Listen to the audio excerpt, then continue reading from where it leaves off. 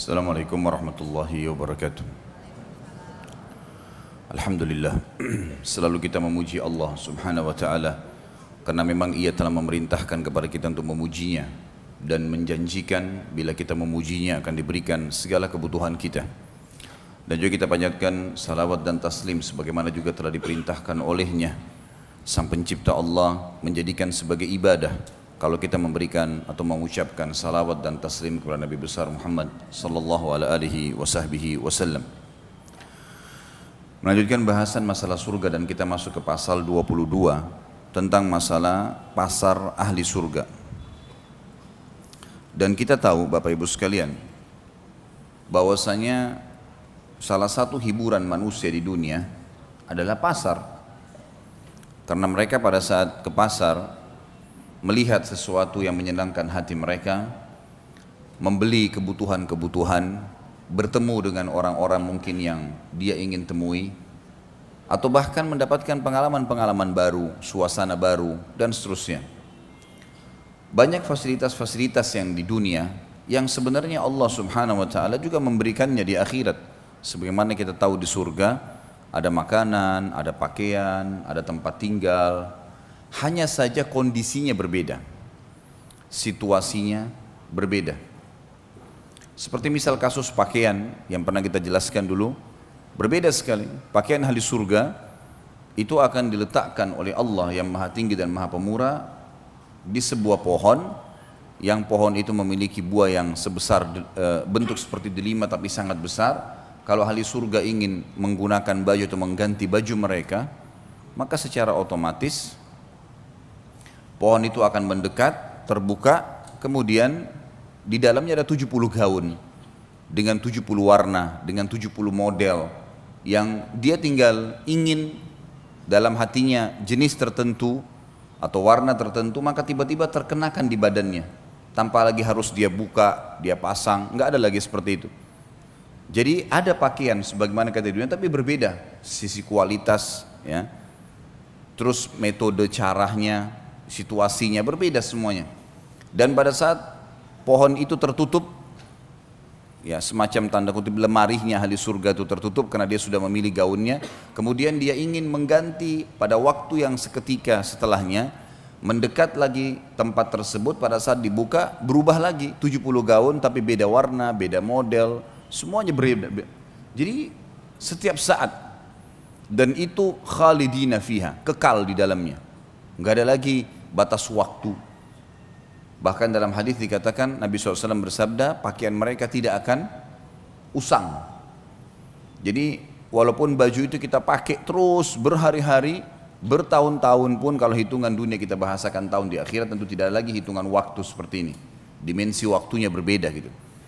Maka secara otomatis ya, tidak akan usang. Apalagi kalau diganti, dan setiap saat. Makanan ahli surga sudah kita jelaskan panjang lebar. Buah, ada nama-nama seperti buah delima, buah kurma, buah anggur, di dunia ada.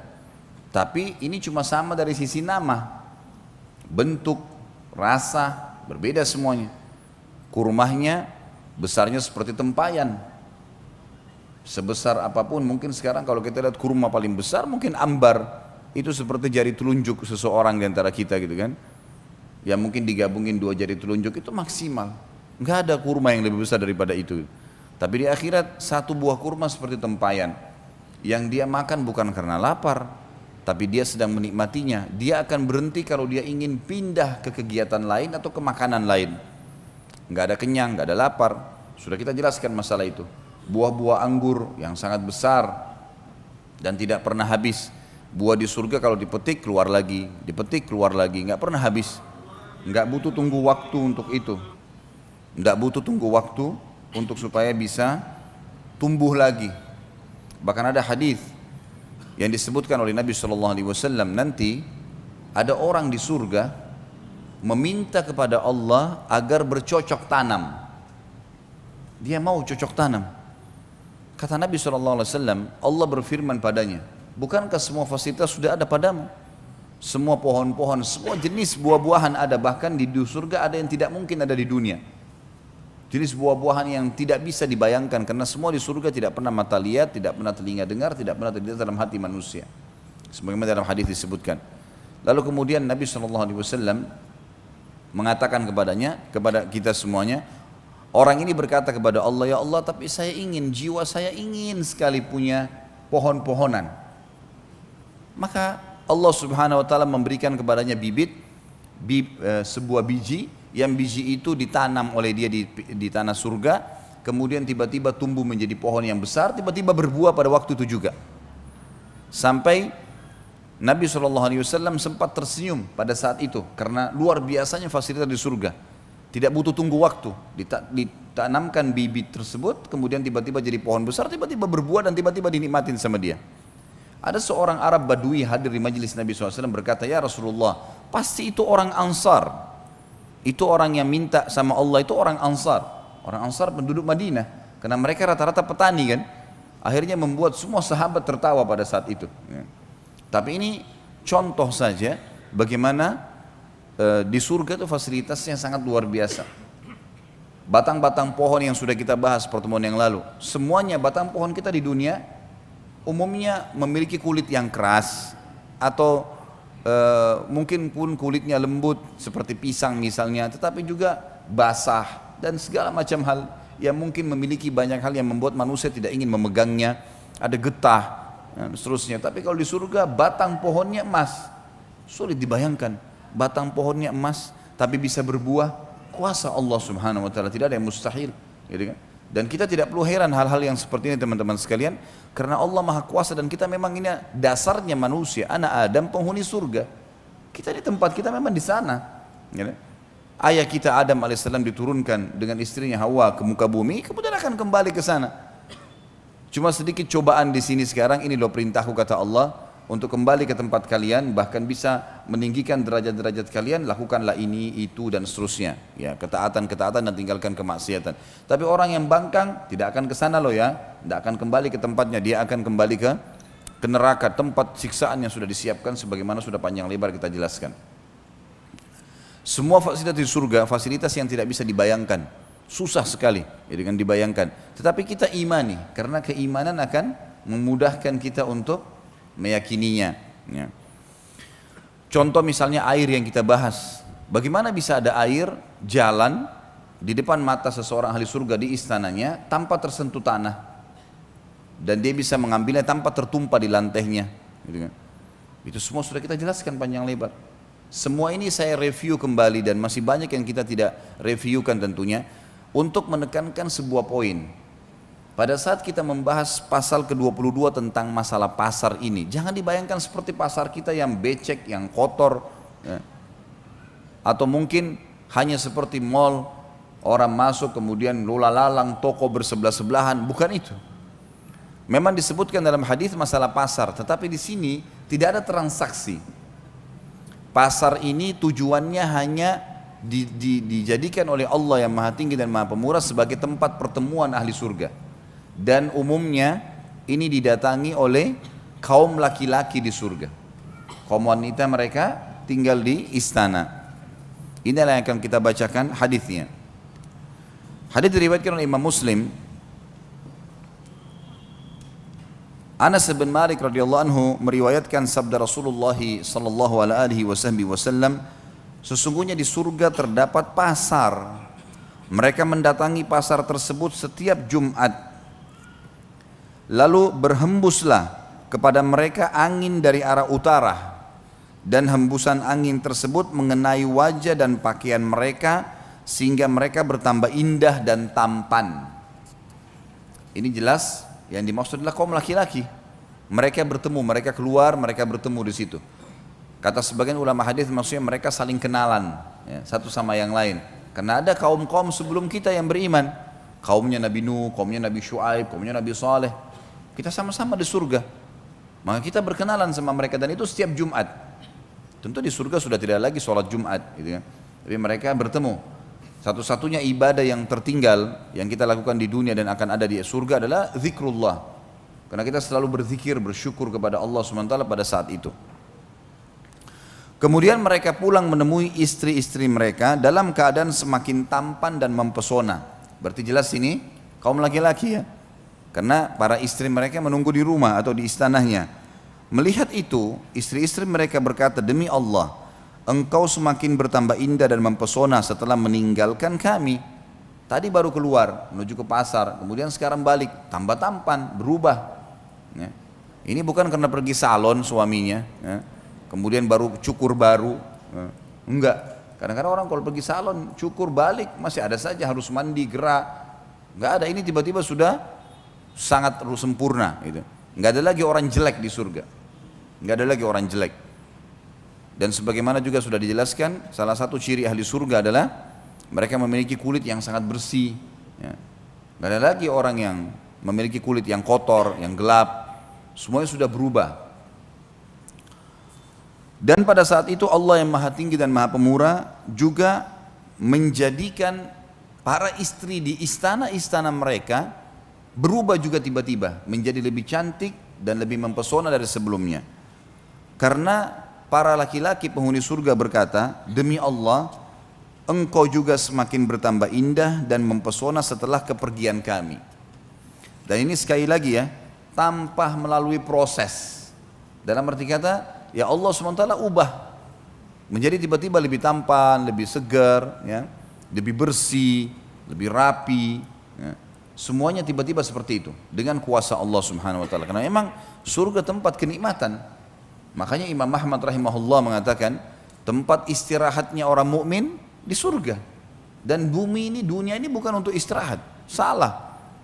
Kalau ada orang mukmin terus berlihai-lihai, malas, tidak sholat malam, tidak baca Quran, tidak hadir majelis ilmu, tidak puasa, maka ini orang yang salah ini.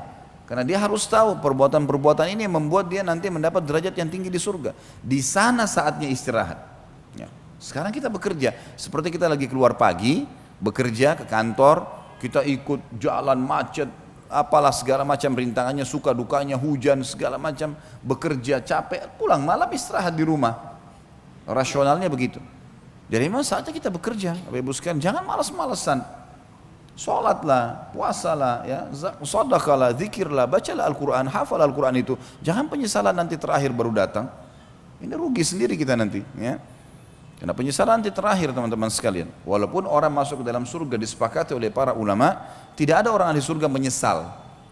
Karena nikmat yang paling rendah pun di surga sudah membuat mereka sangat puas. Tetapi perlu kita renungin, selama kita masih hidup di dunia dan kita punya peluang untuk meninggikan derajat kita, kenapa enggak? Kenapa tidak kita lakukan? Apa sih yang membuat tidak mau sholat duha, tidak mau sholat sunnah qobliyah, tidak mau sholat sunnah ba'diyah? Berapa lama dikerjakan? Dan itu kalau dinikmatin akan jadi nikmat itu. Sampai Nabi SAW mengatakan dalam hadis, innama ju'ila qurratu aini fis shalah. Allah telah menjadikan kenikmatan hidupku di sholat. Di atas segalanya sholat bagi dia. Sallallahu alaihi wasallam, dan kita pengikutnya harusnya kita mencontohi beliau. Salat itu nikmatin Bapak Ibu sekalian, dari takbir Allahu Akbar tenang, baca iftitahnya pelan, Al-Fatihah pelan, jadikan betul-betul sebuah pertemuan mulia antara kita dengan Sang Pencipta Allah. Tanda kutip di sini. Karena kita komunikasi dengan Allah Subhanahu wa taala dengan salat gitu kan. Karena salat itu memang doa. Ya, seseorang sedang menyampaikan, sedang komunikasi dengan Tuhannya. Dalam sebuah hadis sahih dikatakan kalau seorang hamba mengatakan Alhamdulillah, Allah menjawab dari langit, habadani abdi, hambaku memuji-muji saya. Memang ada respon. Kita kalau ruku kita mengatakan Subhana rabbiyal azim, maha suci Tuhanku yang maha agung. Sami Allahu liman hamida, Allah telah mendengar siapapun yang memujinya. Rabbana walakal hamd, segala puji bagimu wahai Tuhan kami. Sujud Subhana rabbiyal a'la, maha suci Tuhanku yang maha tinggi. Memang kita sedang komunikasi. Tahiyat at-tahiyatu lillah, semua ucapan baik yang kami ucapkan untuk Allah. Jadi semuanya memang komunikasi seorang hamba dengan Sang Pencipta Allah, maka harus nikmatin. Ya.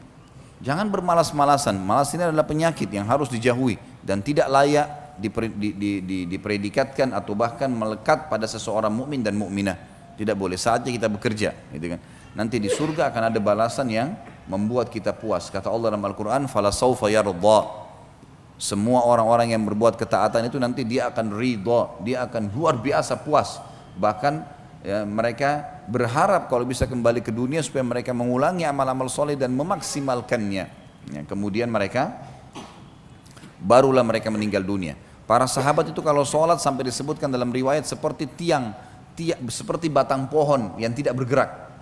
Walaupun sampai disengat, ada beberapa di antara mereka disengat dahinya oleh lebah, berdarah, nggak bergerak. Karena nikmatnya mereka sholat. Ada di antara mereka dikena anak panah, berdarah, tidak bergerak. Gitu. Bagaimana dengan kita? Kadang-kadang cuma karena gerah sedikit, nggak mau sholat malam. Digigit semut, sudah berhenti, konsentrasinya buyar semua. Gitu kan. Yang lebih besar Anda atau semut? Hah? Lebih besar kita kan? Digigit ya sakit, ya sabarlah. Kecuali kalau kita lagi tidak sholat. Kalau lagi tidak sholat mungkin lain. Kita bisa memindahkan dia, tapi kalau lagi sholat. Terus kemudian gara-gara itu setan tunggangi satu ekor semut untuk supaya kita tidak khusyuk sampai salam, ini bagaimana? Kehilangan banyak pahala. Gitu kan? Makanya semua tempat, lokasi kita sholat memang sudah dibersihkan, diamankan. Kemudian baru kita sholat, karena termasuk tambahan dan adab dalam bab sholat, kalau seseorang itu memperindah dan menambah kenyamanan tempat-tempat ibadahnya, sejadahnya sudah bersih, mukunahnya sudah bersih, sudah dibubuhi minyak wangi, kemudian segala macam hal yang merupakan masuk dalam bab adab, itu nanti akan kita bahas insya Allah setelah selesai, karena bahasan kita tentang surga hari ini selesai ya.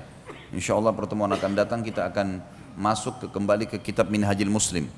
Kita akan lanjutkan bahasan kita, karena ini sebenarnya bahasan buku Rasulullah SAW cerita surga dan neraka ini pelengkap dari bahasan Minhajul Muslim. Pada saat kita bahas tanda-tanda hari kiamat, mahsyar, juga tentang kematian dan nikmat dan azab kubur, di Minhajul Muslim tidak disebutkan surga dan neraka, makanya kita pindah ke buku ini. Dan ini pasal terakhir kita dalam masalah surga dan neraka ini, dan saya tetap berharap Bapak Ibu sekalian buku ini harus selalu dijadikan sebagai rujukan untuk dibaca, bukan hanya pada saat kita taklim saja, sebelum tidur review lagi kembali, baca tentang neraka, atau merasa futur itu kayak orang yang lemah lagi imannya, buka buku ini, baca tentang neraka, baca tentang surga, janji-janji Allah, itu sangat bagus ya, sangat bagus, sangat membantu kita sebenarnya untuk kembali mengingat akhirat, karena beriman tentang akhirat ini sangat besar manfaatnya, luar biasa. Orang kalau mendahulukan akhirat dan selalu tahu kalau akan ada alam akhirat sana, dia buka matanya sehingga melihat realita memang dunia akan kita tinggalkan, karena sehebat apapun seseorang, sekuat apapun fisiknya, sesehat apapun dia, setinggi apapun jabatannya, tetap mati gitu. Itu faktanya, itu nggak bisa kita bohong, nggak bisa didustakan itu. Gitu kan? Dan semua yang kita kerjakan, sebagaimana ada hidup dan mati, akan ada hisab di sana, ada surga dan neraka gitu. Maka seseorang beriman tentang adanya akhirat sangat luar biasa, membuat ketentraman jiwa, karena dunia jadi kecil buat dia. Seberat apapun cobaan dia bisa laluin, gitu kan? Apapun sifatnya, oh dunia sebentar, udahlah saya akan laluin. Gitu. Udah kita akan laluin. Kita akan sangat semangat untuk mengejar akhirat itu, dan kita akan menganggap dunia ini kecil, apapun yang luput dari kita tidak masalah. Tidak ada sesuatu yang masalah. Sampai para ulama salaf anggota tubuhnya pun dipotong, bagiannya kecil, karena ini tidak akan abadi kok. Dunia dia mati, nanti dikasih jasad yang baru di akhirat. Jadi orang beriman sangat luar biasa. Kenapa para sahabat bersemangat untuk pergi jihad, padahal bisa dicincang badannya, bisa ditusuk, bisa segala macam, karena dia tahu, dia sangat yakin kalau ditusuk nanti saya akan menuju kepada kehidupan abadi itu. Dan semua yang dijanjikan ini pasti ada. Innallaha la yukhliful mi'ad. Allah nggak bakal mungkin pungkiri janjinya, gitu kan? Wa man asdaqu minallahi qila. Siapa yang lebih jujur daripada Allah dalam penyampaian? Nggak mungkin salah, nggak mungkin salah. Dan sudah pernah saya bilang, ketaatan-ketaatan yang kita lakukan Bapak Ibu sekalian, hanya kita lakukan dengan menikmatinya dan sabar sebentar. Mati masuk surga. Maksiat tidak usah dikerjakan, nggak ada manfaatnya buat kita sama sekali. Dibenci sama Allah, dibenci oleh manusia, efek jerahnya besar. Lalu untuk apa? Toh juga setiap kemaksiatan yang dilarang itu jumlahnya lebih sedikit daripada yang diperintahkan atau gantinya. Kalau Allah haramkan misal daging hewan tidak boleh dimakan, semuanya jenis hewan, Allah ciptakan miliaran hewan, lalu Allah berikan kita hawa nafsu mau makan daging, susah, memang berat. Tapi enggak, Allah haramkan babi, Allah ganti dengan sapi, ayam, kuda, kelinci, ikan, banyak gantinya. Lalu untuk apa kepada yang haram yang sedikit itu, untuk apa? Khamr dilarang, baik ada gantinya susu, sirup, madu, banyak gantinya. Terus kenapa harus nyorot yang sedikit itu? Gitu. Sementara orang kalau lakukan kemaksiatan Allah benci dan akan ada hukumannya, serta di mata manusia juga tidak disuka. Orang yang suka dusta, orang yang suka ganggu orang lain, sibuk mencari fitnah, aib-aibnya orang lain, memfitnah dan seterusnya, tidak ada orang yang suka. Kalau ada orang yang mendekat pun itu karena ada masalah dunia. Coba kalau seandainya dia sudah bangkrut atau dia sudah tidak punya jabatan, orang semua menjauh dari dia. Tapi orang beriman, subhanallah, ada harta nggak ada harta, kalau dia orang soleh atau soleh, orang suka. Oh si fulan, oh itu masya Allah tuh orang soleh, orang suka. Allah SWT berikan fitrahnya begitu. Sabar, sabar sedikit. Dan pernah saya jelaskan sabar itu dalam 3 hal. Sabar dalam mengerjakan ketaatan kepada Allah. Memang butuh sabar. Hadir di majelis ilmu duduk 2 jam, 3 jam, sabar memang. Tapi efeknya kan besar, gitu kan? Kita puasa, sabar. 14 jam gak makan dan minum, sabar. Tahan, sabar. Kemudian kita sholat malam, sabar. Memang ngantuk, tapi bangun. Sholat, azan ke masjid, di rumah aja hujan, tapi sabar, jalan, sabar, nggak ada sesuatu yang rugi kok, gitu kan? Sama yang kedua, sabar terhadap meninggalkan maksiat. Ada penawaran, semua kita pasti terlintas dalam hidupnya, penawaran berzina, penawaran bohong, penawaran riba, penawaran buat nota palsu, banyak itu pasti, karena syaitan musuh kita selalu menawarkan itu kepada kita. Tinggal kita sabar, tolak, jangan mau. Selesai. Apapun godaannya jangan mau. Komitmen. Jalan. Oh ini Allah haramkan, saya nggak mau. Dan yang ketiga, sabar dalam semua cobaan. Apapun cobaan sehari-hari kita, sakit, gangguan orang, ghibah, sudahlah, anggap itu sebagai warna kehidupan. Sudahlah, kita lagi jalan macet, ya sudahlah, jalanlah, nanti akan jalan keluarnya ada kok. Kita ngoceh-ngoceh juga, macet tetap nggak bisa berubah. Ya. Sabar saja, nanti kita akan dapat jalan keluarnya. Kan gitu. Lebih baik orang menikmatinya beda dengan orang yang tidak menikmatinya.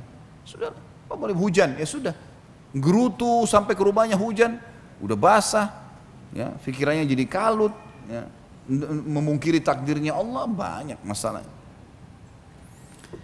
Yang ke-23, pasal ke-23, ahli surga melihat Allah yang maha suci dan maha pemurah. Surah nomor 75 ya. Ayat 22 sampai ayat 23.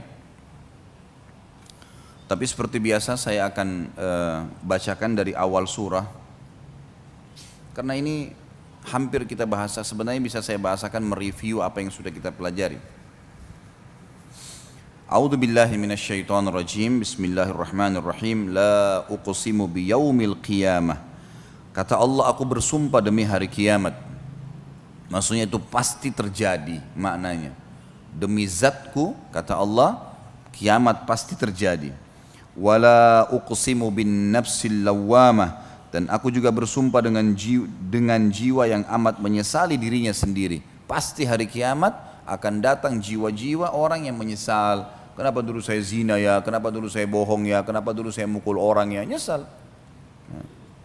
Ayahsabul insanu allan najma'a idhamah, apakah manusia itu mengira bahwasanya kami tidak akan mengumpulkan kembali tulang belulangnya setelah dia mati, dimakan oleh tanah, oleh rayap jasadnya, dia tidak akan kami bangkitkan, kami tidak satukan lagi.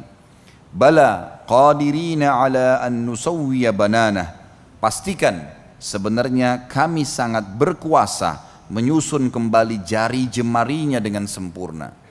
Seketika pada hari kiamat nanti Allah akan bangkitkan, sebagaimana sudah pernah kita jelaskan hadisnya itu. Allah akan turunkan hujan, kata Nabi SAW, yang akan menimpa tulang ekor kalian dan kalian akan tumbuh seperti tumbuhnya pohon dengan sangat cepat, tiba-tiba jadi besar, utuh semuanya. Bal yuridul insanu liyafjura amamah, bahkan manusia itu hendak berbuat maksiat terus menerus, padahal dia sudah diingatkan ayat demi ayat, hadis demi hadis. Para muballigh, para da'i, para ulama terus mengingatkan, sadarlah, janganlah, tinggalkanlah, kerjakanlah, terus diingatkan, tapi tetap tidak mau. Yas'alu ayyana yaumul qiyamah, ia berkata, bilakah hari kiamat itu terjadi? Benar enggak itu terjadi kiamat? Karena ujung-ujungnya begitu sebenarnya. Kenapa enggak sholat? Kenapa enggak puasa? Kenapa enggak tutup aurat? Kenapa enggak gini? Kenapa enggak gitu? Sudahlah, nanti aja. Sama saja bahasa dia sebenarnya menurut Allah Subhanahu wa taala pencipta kita adalah dia sama saja mengatakan kiamat itu benar enggak sih terjadi? Lalu Allah ceritakan masalah kiamat, fa idza bariqal basar, Pada saat itu mata akan terbelalak karena ketakutan. Pada saat dibangkitkan, baru sadar semua manusia di hadapan matanya terlihat. Ya, kan? Wa khasafal qamar, dan apabila bulan telah hilang cahayanya, semua langit akan menjadi cerah semuanya. Mahsyar akan dihamparkan dan matahari akan sangat dekat, cuma berapa mil sebagaimana sudah pernah kita jelaskan di tanda-tanda atau terjadian kiamat. Wa jumi'a asy-syamsu wal qamar, dan matahari juga bulan dikumpulkan. Kata sebagian ulama tafsir, dikumpulkan adalah disatukan. Bulan dan matahari menjadi satu, ya. Yaqulul insanu yawma idzin ainal mafar. Pada hari itulah baru manusia berkata, kemana tempat berlari ini? Mau lari kemana? Mahsyar sebuah lapangan yang sangat luas. Kata Nabi SAW, berpasir putih.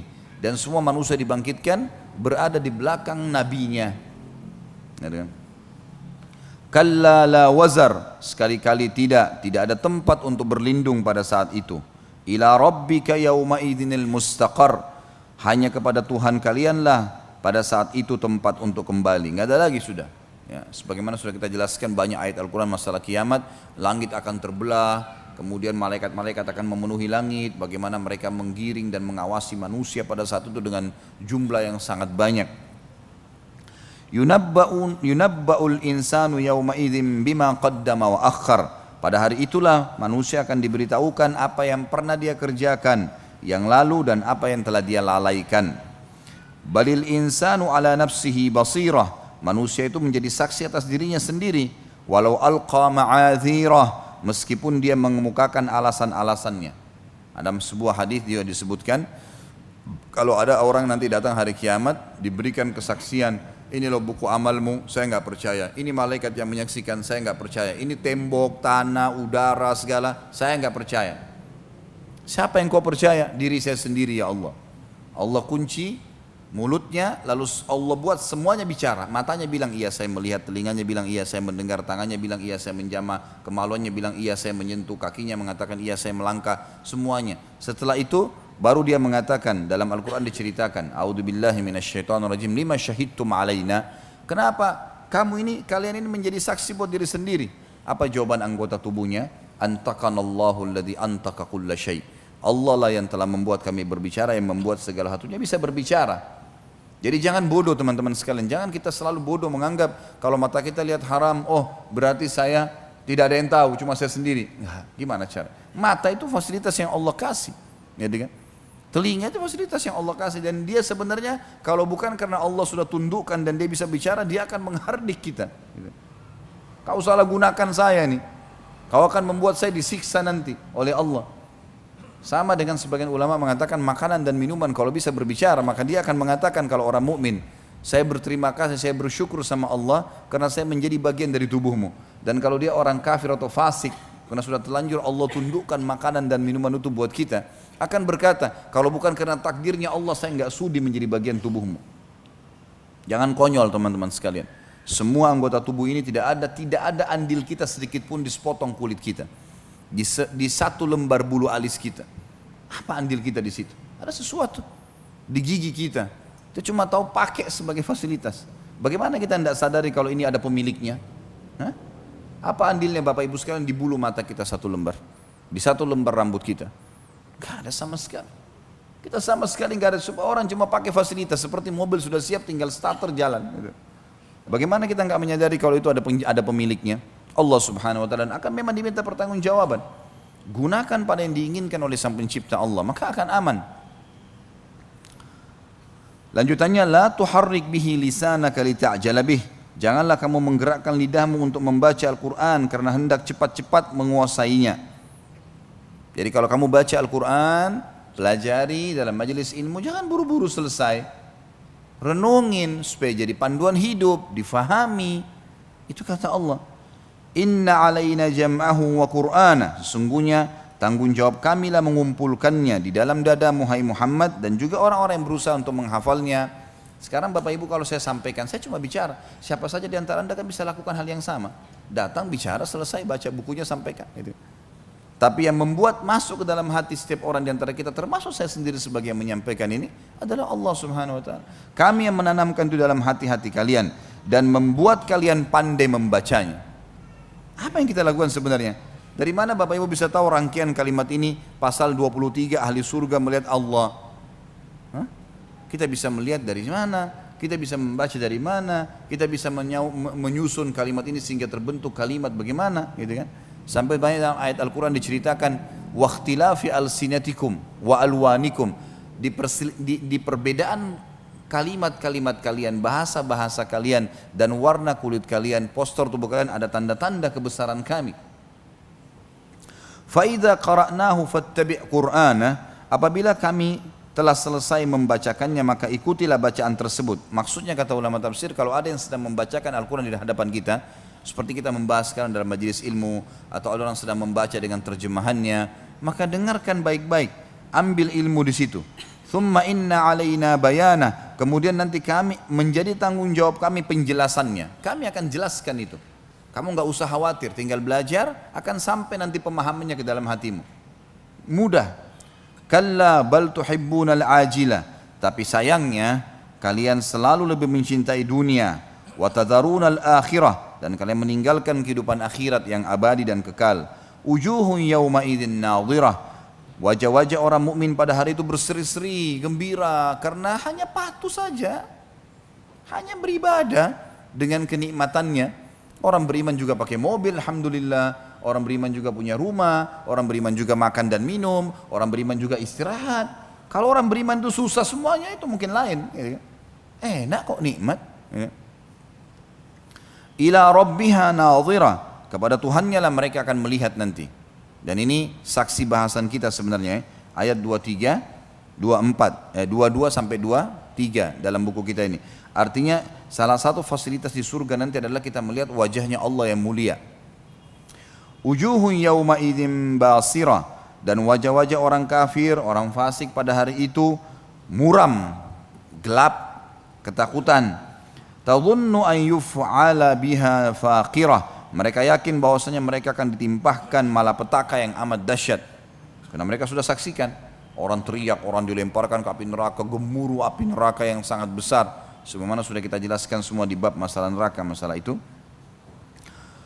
Kalla idza balakatit taraqi, sekali-kali jangan apabila nafas seseorang, jangan tunggu maksudnya. Sekali-kali jangan kalian tunggu pada saat nafas seseorang telah mendesak sampai ke kerongkongan. Kalau sudah mati, malaikat maut sudah datang lagi proses penarikan, baru mau nyesal. Saya sudah bilang fakta depan mata pasti mati. Dan orang teman-teman sekalian tidak tunggu ruangan ICU baru mati. Ya? Coba di sini yang sudah tahu rumah sakit, atau mungkin ada teman-teman kita dokter, berapa ruangan ICU di rumah sakit? 2, 3? Ada rumah sakit punya 10 ruangan ICU? Kenapa jumlahnya sedikit? Berarti orang yang masuk ICU sedikit. Lebih banyak orang yang di luar rumah sakit kan? Jadi jangan mengkhayal nanti saya masuk ICU baru mati. Enggak. Lebih banyak orang mati yang tidak masuk ICU. Banyak. Orang yang lagi cangkul sawahnya, orang yang lagi jalan, ada orang keluar naik bus, satu bus jatuh di jurang, mati seketika, sehat semua. Gak ada hubungan sama ICU itu. Jadi nanti berpikir, oh kalau ada kerabatnya masuk rumah sakit, lagi jenguk orang sakit, oh nanti kalau saya seperti ini baru saya mati. Enggak. Bisa saja kita lebih dulu mati daripada orang yang di ICU itu.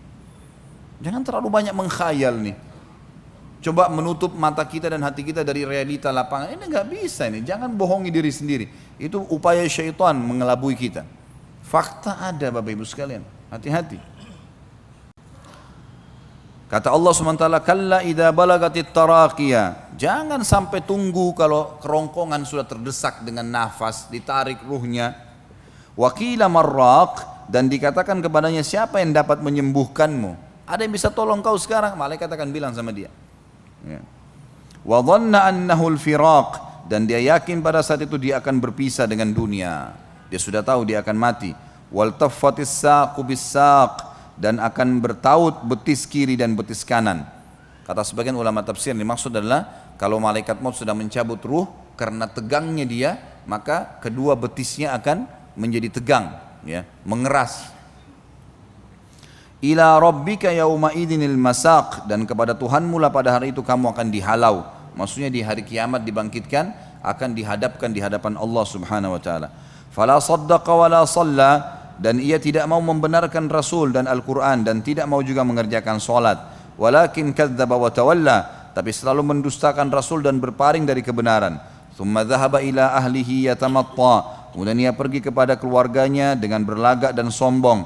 Kalau diingatkan kenapa nggak sholat, kenapa nggak gini, ya nggak usah tuh, gampang, sombong ya. Aula laka fa'aula, kecelakaan bagimu hai orang-orang kafir dan orang fasik, dan kecelakaan bagimu nanti. Tsumma aula laka fa'aula, kemudian kecelakaan akan menimpahmu dan kecelakaan pasti menimpahmu, sampai 4 kali Allah ulangi. Kata sebagian ulama tafsir, bisa saja di ayat yang sebelumnya, di ayat yang 34 itu untuk dunia, kecelakaan akan datang di dunia untukmu, dan juga kecelakaan akan datang untukmu di akhirat nanti. Ayahsabul insanu an yutraka suda, apakah manusia mengira bahwasanya mereka akan dibiarkan begitu saja tanpa pertanggungjawaban? Alam yakun nutfatan mim mani yumna, bukankah dia dulu tadinya setetes mani yang hanya ditumpahkan ke dalam rahim? Bapak yang sudah tahu masalah spermanya yang segumpal, itu isinya ada miliaran sperma kecil. Sperma kecil itulah ya, yang lebih kecil dari debu yang kita jadi darinya. Dari mana asalnya? Dari situ saja. Apa yang mau disombongkan? Allah jelaskan masalah itu. Tsumma kana 'alaqatan fa khalaqa fa sawwa, kemudian mani itu menjadi segumpal darah lalu Allah menciptakan dan menyempurnakannya.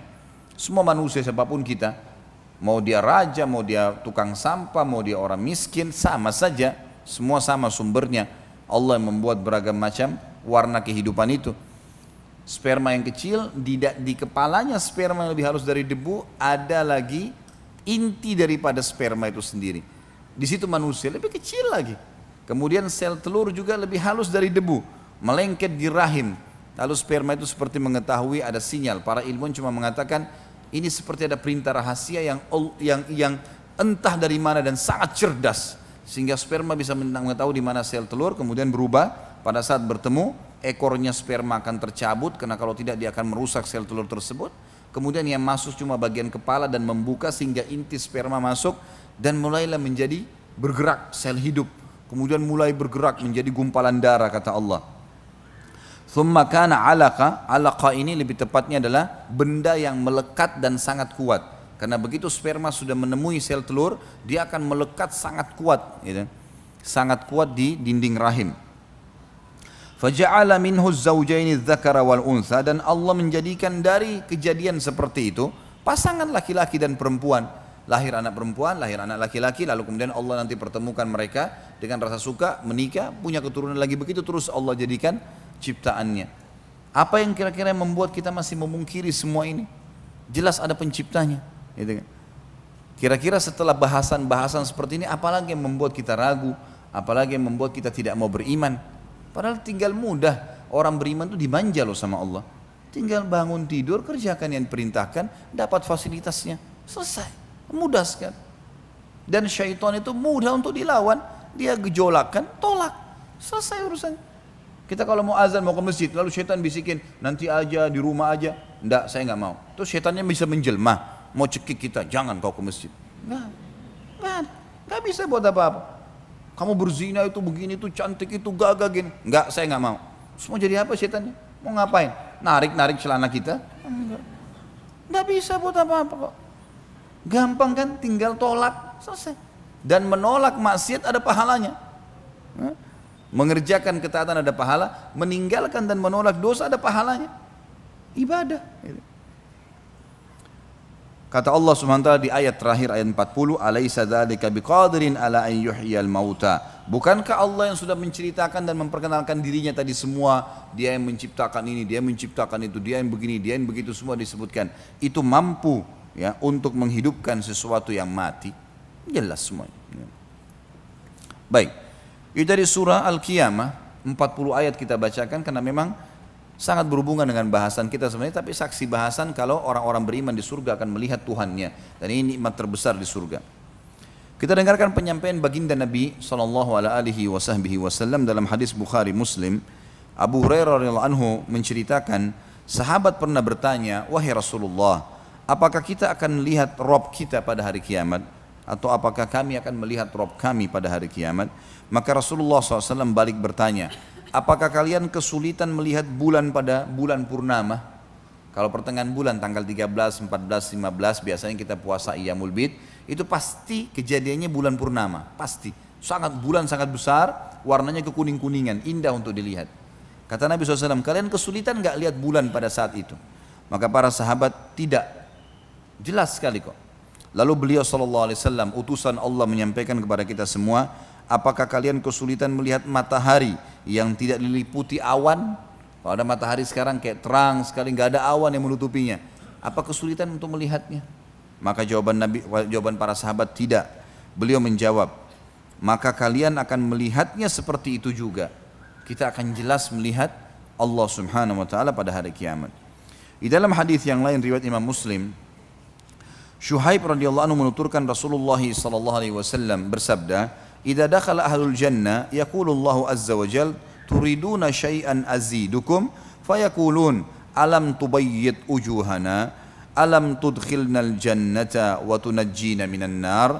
Qala fayakshiful hijab. فما أؤتوا شيئا أحب إليهم من النظر إلى ربهم ثم تلا هذه الآية للذين أحسنوا الحسنى وزيادة. Jika ahli surga sudah masuk ke dalam surga, semoga insyaallah kita termasuk, maka Allah yang maha tinggi dan maha pemurah akan bertanya kepada ahli surga, apakah kalian menginginkan sesuatu sehingga aku menambahkannya untuk kalian? Ada makna hadis yang lain, ada hadis yang serupa yang mirip dengan riwayat ini berbunyi, pada saat ahli surga sudah semuanya masuk ke dalam surga termasuk penghuni surga terakhir dari neraka. Jadi akan ada orang-orang mukmin namanya usatul mukminin, orang mukmin yang bermaksiat tapi tidak sempat taubat, timbangan amalnya nanti hari kiamat dosanya lebih berat, maka dia masuk ke neraka dulu disiksa, gitu kan. Nah orang-orang seperti ini nanti akan dikeluarkan semua. Kalau sudah keluar, ini Allahu alam berapa ribu tahun nih disiksa di neraka, karena dosanya banyak, gitu kan. Baik, kalau semuanya sudah keluar, ahli neraka, ahli surga pun dari neraka sudah keluar semuanya, di neraka tinggal orang yang kekal, orang munafik, orang musyrik, orang kafir. Tiga ini pasti kekal di dalamnya. Baik, mereka sudah keluar semua, maka Allah yang maha tinggi dan maha purah mengumpulkan ahli surga lalu bertanya, apakah kalian sudah puas dengan apa yang aku berikan? Kata para ahli surga, ya Allah, nikmat apa lagi yang kami inginkan setelah engkau menyelamatkan kami dari neraka dan kami masuk ke dalam surga. Ini riwayat lain tentunya ya. Kalau riwayat kita di sini dikatakan, jika ahli surga telah masuk ke dalam surga, bisa masuk semakna dengan hadis tadi yang kedua yang saya sebutkan. Semua ahli surga walaupun yang lewat neraka dulu sudah masuk semuanya ke dalam surga. Maka Allah bertanya kepada mereka semua secara serentak. Makna yang lain yang saya ingin titik beratkan Bapak Ibu sekalian adalah, berarti ahli surga di dalam surga sendiri yang sudah masuk dari awal, ini sudah lama menikmati fasilitas. Sudah lama, karena menunggu orang-orang yang masuk ke neraka dulu tadi yang disiksa, kemudian dibersihkan lalu dikeluarkan, baru Allah subhanahu wa ta'ala mengumpulkan. Karena ini nikmat yang puncak yang Allah akan kasih, tapi akan merata, semua penghuni surga akan mendapatkannya, termasuk yang lewat ke neraka dulu, gitu kan? Lalu ditanyakan, apakah kalian menginginkan aku menambahkan untuk kalian? Mereka menjawab, bukankah engkau telah memutihkan wajah kami? Dan ini yang disebutkan dalam ayat Al-Quran dan juga hadis Nabi SAW, bahwasanya orang-orang beriman nanti hari kiamat akan diwajahkan, akan diputihkan wajah mereka. Ada hadis yang lain, ada hadis yang berbunyi bahwasanya akan keluar cahaya yang terang dari tempat-tempat uduk umatku, gitu kan? Bukankah engkau telah memutihkan wajah kami? Maknanya mengeluarkan cahaya darinya. Dan bukankah engkau memasukkan kami ke dalam surga? Kami sudah masuk surga, ini nikmat apa lagi? Semuanya abadi, semuanya tidak pernah habis, semuanya kenikmatan. Dan semua sifat buruk seperti jenuh, bosan, dendam, iri, habis semua, nggak ada ini. Jadi sudah diangkat oleh Allah Subhanahu wa ta'ala, nggak ada lagi rasa itu. Kemudian Allah yang maha tinggi dan maha purah membuka tirainya, pemisah antara dia dengan hamba-hambanya. Dan kedua riwayat sama ini. Lalu Allah mengangkat hijabnya. Tidaklah mereka diberi sesuatu yang lebih mereka cintai daripada melihat Rabb mereka. Maka semuanya mereka melihat Tuhan mereka. Termasuk orang yang sudah sekian lama menikmati surga ini, juga akhirnya melupakan semua itu. Dayang-dayang, pakaian, makanan, lupa semua. Mereka lupakan semua gara-gara melihat wajahnya Allah yang mulia. Kemudian beliau membaca firman Allah, maksudnya Nabi SAW, bagi orang-orang yang berbuat baik ada pahala yang terbaik surga dan tambahannya. Makna daripada tambahannya adalah melihat wajahnya Allah yang mulia. Di dalam hadis yang kedua tadi yang saya sebutkan, penutupan hadisnya berbunyi kata Nabi SAW, tentu di buku kita tidak ada itu ya. Kata Nabi SAW, lalu semua penghuni surga mengatakan, ya Allah, tidak ada nikmat yang mengalahkan melihat wajahmu yang mulia. Semoga insya Allah kita termasuk ini ya. Pasal ke-24, orang-orang yang takut terhadap kedudukan Robnya akan mendapatkan 2 surga. Jadi pernah saya jelaskan Bapak Ibu sekalian, kalau kita di surga insya Allah seseorang mukmin akan memiliki banyak, mungkin bisa jutaan istana malah gitu. Karena memang ada hadis, misal contoh, ini semua punya dalil ya. Setiap kali orang ke masjid dapat 1 istana di surga, pulang dari masjid 1 istana di surga. Kalau kita sholat lengkap subuh, duhur, asar, maghrib, isya, 5 waktu sholat, terutama bapak-bapak ini ke masjid, kita punya 10 istana di surga. Ada hadis yang lain, siapa yang membaca Qul Huwallahu Ahad 10 kali dalam sehari, Allah akan bangunkan baginya istana di surga. Baik, apa ruginya baca ini? Berarti kalau kita baca 1 hari 10 kali kita dapat 1 istana. Kalau 1 tahun 365 hari, 365 istana. Kalau kali 70 tahun umurnya, kan banyak sekali gitu kan. Siapa yang menjaga 12 rakaat sehari semalam, Allah akan bangunkan baginya istana di surga. Ini ada makna, ada 2 makna kata ulama hadis. Bisa bermakna kalau dia rutin jaga seumur hidupnya akan diberikan istana di surga, atau memang setiap hari kalau sudah lengkap 12 rakaat itu, subuh 2 rakaat sebelumnya, 4 rakaat sebelum duhur, 4 rakaat sudah duhur, 2 rakaat sudah maghrib, 2 rakaat sudah isya, rutin dia jaga, maka setiap hari dapat 1 istana. Kali 1 tahun 365 hari, kali 70 tahun atau 50 tahun dia hidup, berapa banyak istananya gitu kan? Makanya juga dalam hadis yang lain kata Nabi SAW, sesungguhnya nanti ada setiap orang yang rutin mengerjakan sebuah ibadah, dia akan dipanggil di setiap pintunya. Kalau dia jihad, dia akan dipanggil dari pintu jihad. Dia sholat dari pintu sholat, puasa, pintu puasa, sedekah, pintu sedekah, haji, pintu haji. Jadi artinya pintu gerbang besar, di dalamnya ada kem istana, gitu kan. Setiap jenis ibadah ada sendiri itu. Maka Abu Bakar berkata, ya Rasulullah, apakah ada orang yang dipanggil dari semua pintu itu? Jadi karena kita coba kerjakan semuanya. Kata Nabi SAW, ada. Dan saya berharap kamu termasuk diantaranya. Jadi makanya jangan pilih-pilih ibadah. Dari saya cukup dengan sholat 5 waktu, tahajud gak usah. Ngantuk malam, ya sudah kehilangan sendiri. Untuk apa tidak dikerjakan? Kenapa tidak bangun? Gara-gara ngantuk. Masa nonton bola bisa begadang, sholat tahajud gak bisa ya? Gak mungkin itu ya. Atau kalau ibu-ibu lagi mau melahirkan bisa gak tidur. Orang sholat malam lebih penting daripada melahirkan ya? Lah iya. Walaupun memang melahirkan itu adalah proses mengangkat manusia, tapi sholat malam itu luar biasa fadilahnya. Kenapa waktu itu kita bisa nggak tidur? Karena penyakit al-malas. Itu saja masalah. Ini harus dibuang ke lautan ini, malas ini. Baik. Bagi orang yang takut kepada Allah, jadi ada bedanya teman-teman sekalian antara orang yang beribadah kepada Allah karena itu perintah, ya sudahlah Allah perintah yang saya kerjakan. Dia tidak mengerjakan dosa karena tidak ada fasilitas dosa. Misal kayak di Saudi ada maksiat tapi tidak ada diskotik, tidak ada karaoke, tidak ada bar, tidak ada. Orang perempuan semua disuruh wajib pakai jilbab. Ada terjadi tapi itu sedikit sekali. Nggak ada fasilitas. Ada orang tidak berbuat dosa karena nggak ada fasilitas. Mungkin kalau ada dia bisa lakukan, gitu ya. Ini posisinya masih aman lah, gitu ya. Tapi ada orang punya kedudukan mulia. Dia mengerjakan ibadah, dia sholat malam, dia sholat 5 waktu on time, dia puasa, dia baca Quran, dia paksa dirinya berzikir, berbuat ibadah dikerjakan sama dia, karena dia takut kalau sampai Allah nggak sayang sama dia. Ini berbeda ya, dia mengerjakan karena dia mau mendapatkan cintanya Allah. Sama dengan dia tidak mengerjakan dosa, walaupun ada fasilitas dia tahan dirinya, nggak mau, karena dia takut kepada Allah. Jangan sampai tiba-tiba lagi zina, lagi riba, lagi apa, kemudian azabnya Allah turun ya. Ini namanya orang yang takut kepada Allah. Ini punya kedudukan sendiri. Rasa takutnya itu punya nilai plus, dapat tambahan istana. Itu akan diberikan tambahan istana.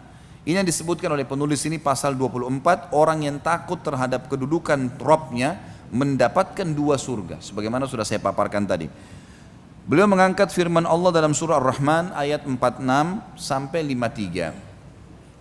A'udzu billahi minasyaitonir rajim wa liman khafa maqama rabbih jannatan fabiayyi ala'i rabbikuma tukadziban dzawata afnan fabiayyi ala'i rabbikuma tukadziban fihima 'ainani tajriyan fabiayyi ala'i rabbikuma tukadziban fihima min kulli fakihatin zawjan fabiayyi ala'i rabbikuma tukadziban.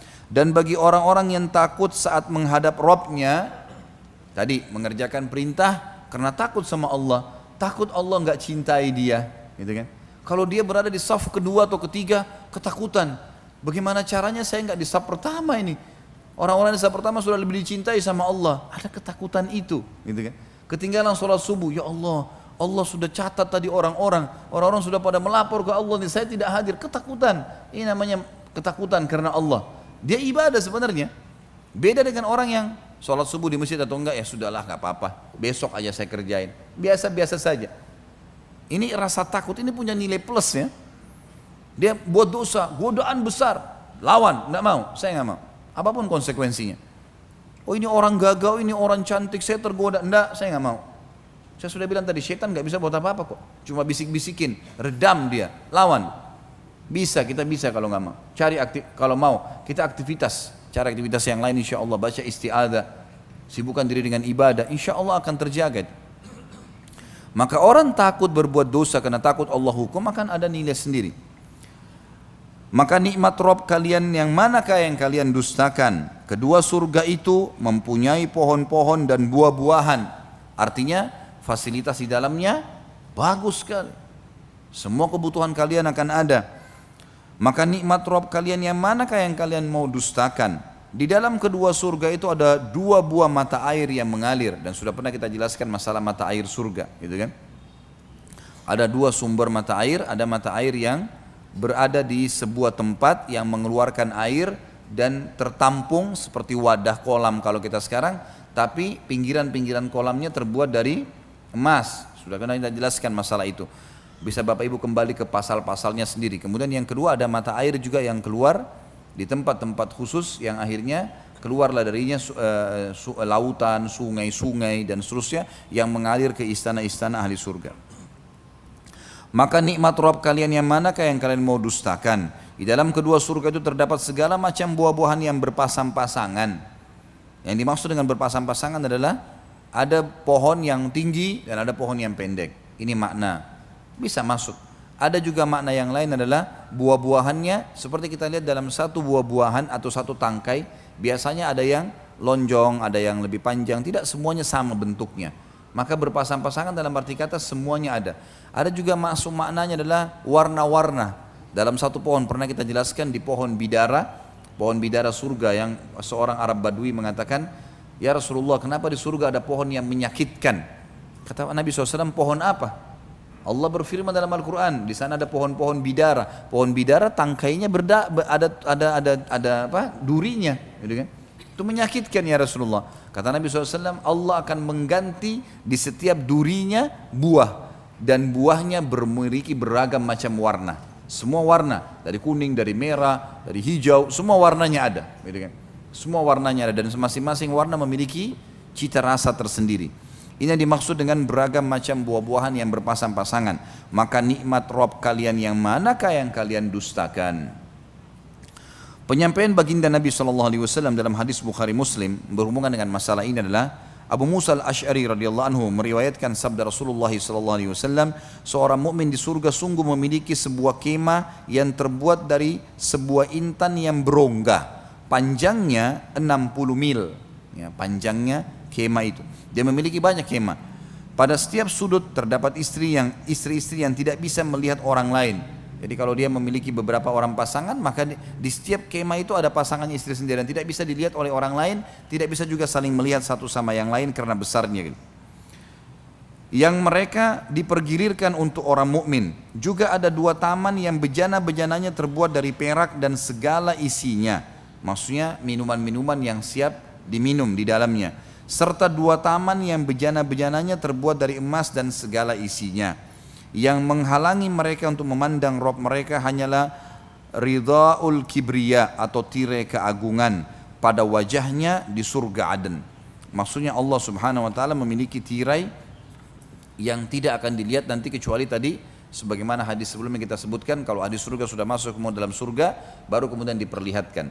Ada sebuah riwayat yang dikatakan maka Allah memudahkan ahli surga untuk melihatnya di setiap pagi dan petang. Selain dari itu Allah SWT akan menutup kembali tirainya, dan itu tirai adalah tirai kemuliaan dan keagungan Sang Pencipta Allah Subhanahu wa taala. Pasal 25. Dan tentu bahasan kita ini sampai pasal 30-an ya kalau tidak salah ya. Ya, pasal 30 nanti. Pasal 25 tinggi postur seorang mukmin di surga. Nah, ini sudah pernah kita jelaskan tentunya, tapi saya sebutkan kembali hadis Bukhari Muslim. Abu Hurairah radhiyallahu anhu meriwayatkan sabda Rasulullah sallallahu alaihi wasallam, Allah menciptakan Adam menurut bentuknya tingginya 60 hasta. Ketika dia menciptakannya, dia berkata kepadanya, pergilah lalu ucapkanlah salam kepada golongan itu, yakni para malaikat. Lalu dengarlah salam penghormatan mereka kepadamu. Karena itu salam penghormatanmu dan salam penghormatan anak keturunanmu. Nabi SAW melanjutkan, lalu ia pergi lantas mengucapkan Assalamualaikum, keselamatan untuk kalian. Mereka menjawab, Assalamualaikum warahmatullah. Semoga keselamatan juga diberikan kepadamu dan rahmatnya Allah atau karunia-Nya akan selalu bersamamu. Lalu beliau melanjutkan hadisnya Nabi SAW, setiap orang yang masuk surga menurut bentuk Adam atau mengikuti bentuknya Adam alaihissalam, tingginya 60 hasta, bentuk tubuh itu terus menerus berkurang sejak setelah penciptaan ini itu hingga sekarang. Maksudnya di dunia Adam alaihissalam 60 hasta, makin dekat kiamat makin pendek. Dan memang manusia makin memendek postur tubuhnya. Makanya sekarang kalau ada orang tingginya 2 meter itu sudah kita anggap sangat tinggi kan. Kita kaget, kagum kadang-kadang. Atau mungkin 2,5 meter. Kalau di zaman dulu itu kecil sekali. Nabi Adam alaihissalam 60 hasta ya. Berarti 27,5 meter. Tingginya alaihissalatu wassalam. Dan kita nanti di akhirat akan kembali dengan poster itu. Makna daripada potongan hadis terakhir ini, dan akan terus berkurang sampai hari ini, maksudnya sampai menjelang kiamat, mereka terus akan memendek poster tubuhnya sampai nanti di akhirat dibangkitkan kembali dengan poster awalnya Adam alaihissalam. Pasal ke-26, keridhaan yang abadi. Di dalam surah Al-Imran, silakan dibuka surah Al-Imrannya, ayat 15. Ini tentu surah nomor 3. A'udzu billahi minasyaitonir rajim. Qul a'unabbi'ukum bi khairin min dzalikum lilladzina ittaqaw 'inda rabbihim jannatun tajri min tahtiha al-anharu khalidina fiha jannatun tajri min tahtiha al-anharu khalidina fiha wa azwajun mutahharatun wa ridwanun minallah wallahu basirun bil ibad. Untuk orang-orang yang bertakwa kepada Tuhannya, maukah saya beritahukan kepada kalian sesuatu yang lebih baik daripada kehidupan dunia kalian ini? Untuk orang-orang yang bertakwa, patuh kepada Tuhannya, pada sisi Rabb mereka ada surga yang mengalir di bawahnya sungai-sungai. Mereka kekal di dalamnya dan mereka dikaruniai istri-istri yang disucikan serta keridhaan Allah. Yang kita garis bawahi, keridhaan Allah ini saksi bahasan. Masalah pasangan hidup sudah kita jelaskan dulu di sifat para wanita ahli surga. Dan Allah maha melihat hamba-hambanya. Kemudian selanjutnya surah Al-Bayyinah, surah nomor 98 ya, ayat 7 dan ayat 8. A'udzu billahi minasyaitonir rajim. Innal ladzina amanu wa amilus solihati ulaika hum khairul bariyah. Jazaohum 'inda rabbihim jannatu 'adnin tajri min tahtiha al-anharu khalidina fiha.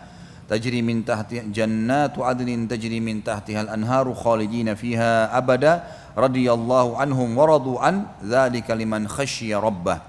Sesungguhnya orang-orang yang beriman dan mengerjakan amal saleh, mereka itu adalah sebaik-baik makhluk. Jadi kalau ada pemahaman teman-teman sekalian, oh, orang beriman itu buruk, orang beriman itu begini dan begitu, itu salah semuanya. Orang beriman adalah sebaik-baik makhluk. Kalau ada orang beriman satu yang pakaiannya kotor, atau kata-katanya kasar, itu dia secara individu, karena Allah nggak pernah perintahin itu kok. Allah perintahin kebaikan, suruh bersih, suruh rapi, suruh baik. Balasan mereka di sisi Rabb mereka adalah surga Aden yang mengalir di bawahnya sungai-sungai. Mereka kekal di dalamnya selama-lamanya. Allah ridho terhadap mereka dan mereka pun ridho kepadanya. Yang demikian itu adalah balasan bagi orang-orang yang takut kepada Rabb-nya. Baik, untuk lebih jelasnya kedua ayat ini kita akan bacakan sabda Nabi Sallallahu alaihi wasallam yang merincikan masalah kita, masalah ridhonya Allah itu.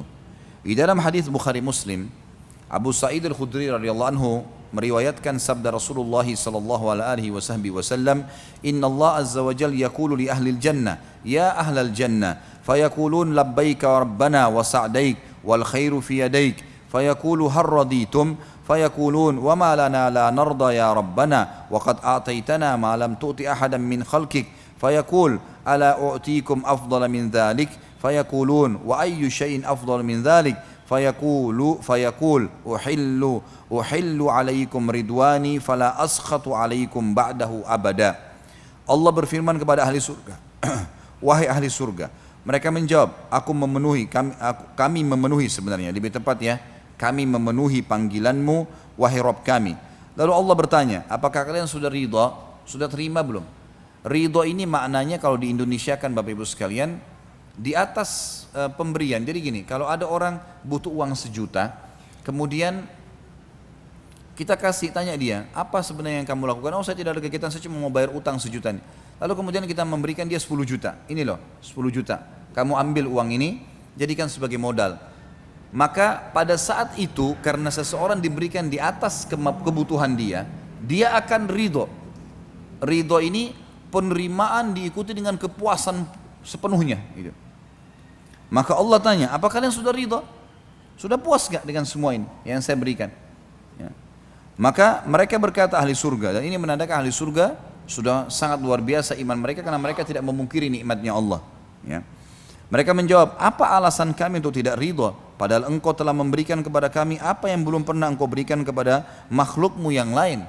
Maksudnya para malaikat pun yang mulia mereka bertugas. Setelah ahli surga masuk surga pun mereka masih menjalankan tugasnya ya, yang Allah SWT perintahkan. Mereka bukan menikmatin seperti kita.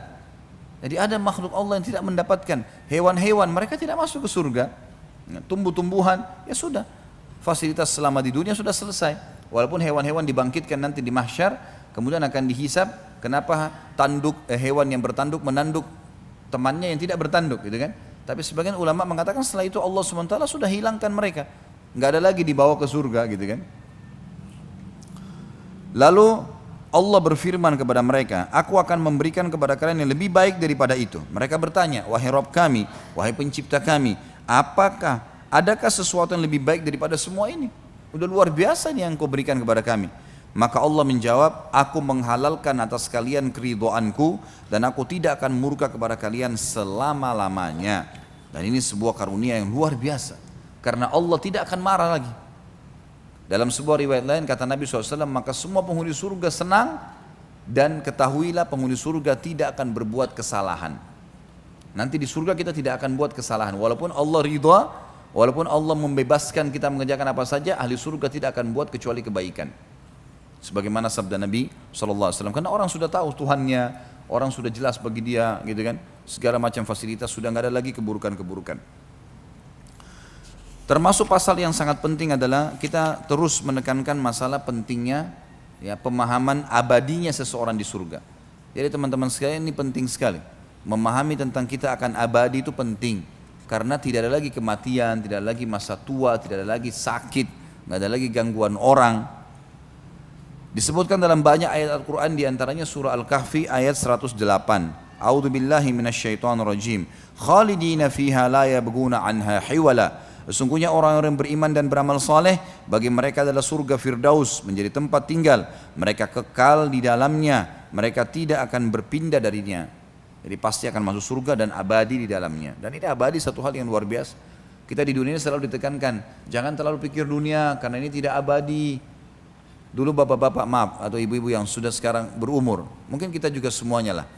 Kita masih ingat pada saat kita masih kecil dulu. Bukankah kita dulu masih kecil, kita tahu masih anak-anak dan kita bermain, masih ada kenangan yang terlintas di benak kita. Beda nggak keadaan kita sekarang dengan keadaan dulu? Dari sisi kualitas kulitnya, penglihatan matanya, pendengarannya dan seterusnya itu berbeda. Rambutnya, gitu ya. Berbeda semuanya. Tapi itu kenapa? Karena ada prosesi itu, ada prosesi tidak abadinya kita di dunia. Abadi ini berarti tidak berubah rambutnya, tidak berubah kulitnya, tidak berubah, semuanya tidak berubah. Abadi, dia akan kekal seperti itu. Ya selamanya. Begitu masuk surga, begitu keadaan kita, begitu selamanya. Enggak ada kematian, enggak ada perubahan, selama-lamanya. Makna kata penulis sini, la yabghuna anha hiwala, mereka tidak memilih yang lain dan tidak ingin berpindah darinya. Makna daripada ayat Al-Quran tadi. Dalam hadis Nabi SAW, pada saat menafsirkan surah Al-A'raf ayat 43, riwayat Imam Muslim, Abu Sa'id Al-Khudri radhiyallahu anhu menuturkan sabda Rasulullah sallallahu alaihi wasallam, "Idza dakhala ahlul jannatil jannah yunadi munadin inna lakum an tasihhu fala tasqamu abada wa inna lakum an tahyau fala tamutu abada wa inna lakum an tashibbu fala tahramu abada wa inna lakum an tan'amu fala tab'asu abada wa dzalika qauluhu azza wa jalla wanudu an tilkumul jannatu uristumuha bima kuntum ta'malun." Ketika ahli surga masuk ke dalam surga, seorang penyeru dari malaikat akan mengeraskan suaranya dan semua ahli surga mendengarkan. Sekarang kalian senantiasa sehat dan tidak akan pernah sakit selama-lamanya. Sekarang kalian akan hidup dan tidak akan mati selama-lamanya. Sekarang kalian akan muda dan tidak akan pernah tua selama-lamanya. Dan sekarang kalian bersenang-senang dan tidak putus asa selama-lamanya.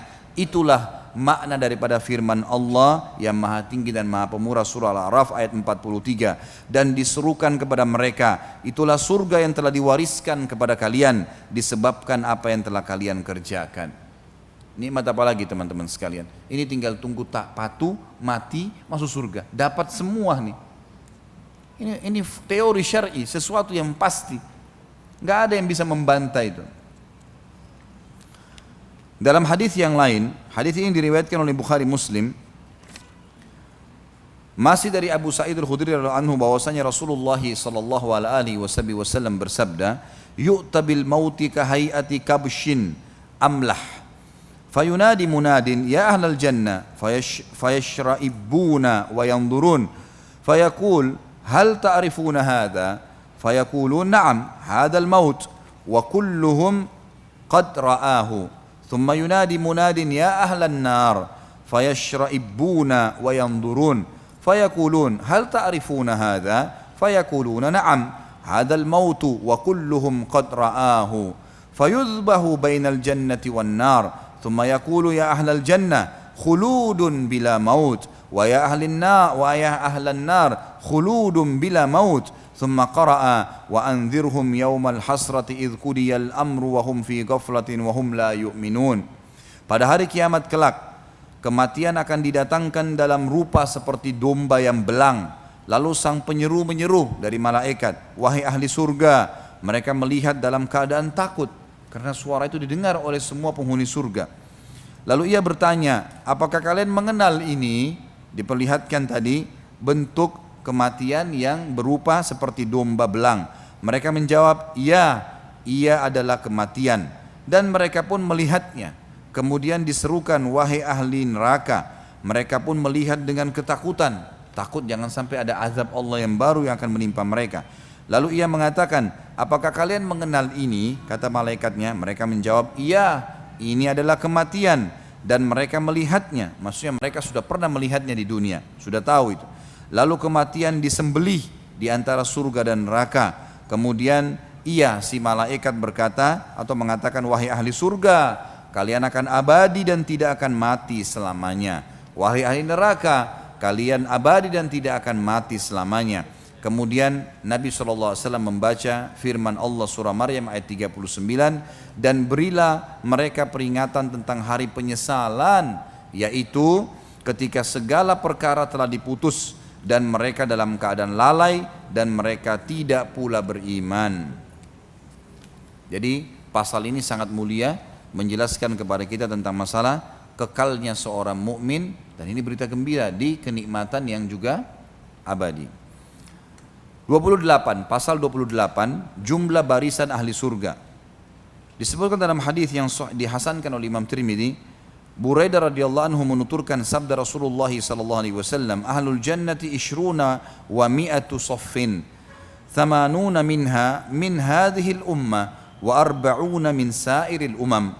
Ahli surga itu terdiri dari 120 saf, sebanyak 80 saf diantaranya dari umat ini dan 40 saf dari seluruh umat.